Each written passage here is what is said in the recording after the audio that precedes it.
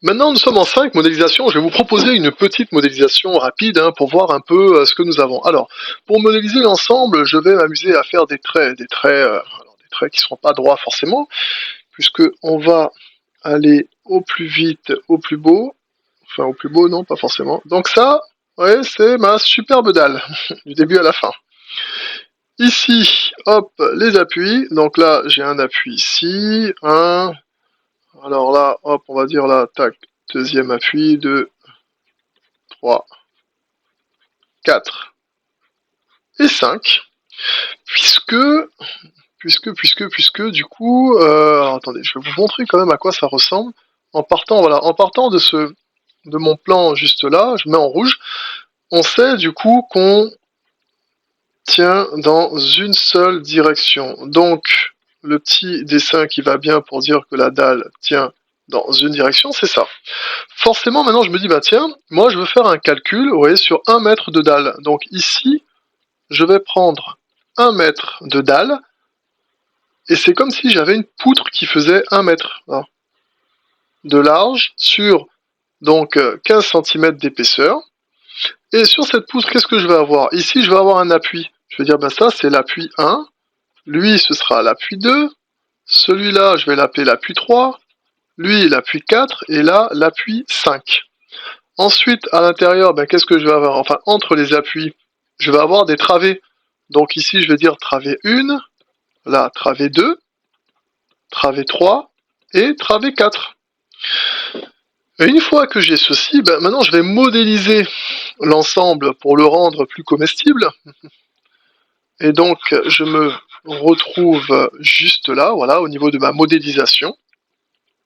Et au niveau de la modélisation, je vous propose ceci, appui 1, là, appui 2, appui 3, appui 4, appui 5. Comme on a dit au milieu, je vous proposais donc la travée 1, là, entre les deux appuis, à 1 et 2. Entre les appuis 2 et 3, la travée 2. Entre 3 et 4, la travée 3, et pour terminer, la travée 4.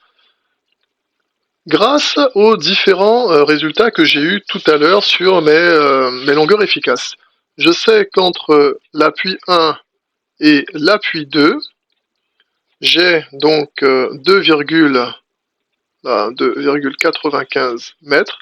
Entre l'appui 2 et l'appui 3, j'ai 3,05 mètres. Entre l'appui 3 et l'appui 4, 3,15 mètres, voilà. Et entre l'appui 4 et l'appui 5, je me retrouve donc avec 3,25 mètres. Pour ce qui est donc des charges, nous avons, donc ce sont des charges réparties. Voilà, donc je montre bien le début et la fin avec la barre. Au milieu, je mets autant de flèches vers le bas que je veux, ça ne change absolument rien. Et ça, du coup, ça va être notre charge, on va l'appeler G, donc 1,35 G.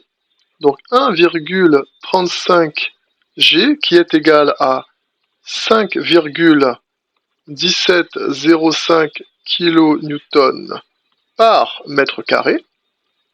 Voilà.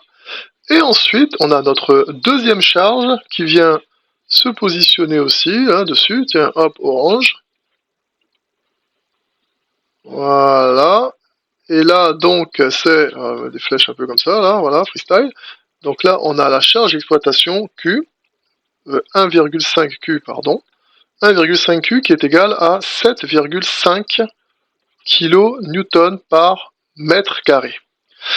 Alors, si on modélise, alors ça c'est la modélisation, si on prend cette modélisation et qu'on la rentre dans un logiciel type, je sais pas moi, RDM6, Robot ou autre, un logiciel qui va nous permettre justement d'avoir directement les différents moments, on va se rendre compte qu'on n'aura pas forcément les moments max en positionnant G et Q comme ceci. Donc, grâce à la suite aux différents cas de chargement, nous allons pouvoir trouver les moments max.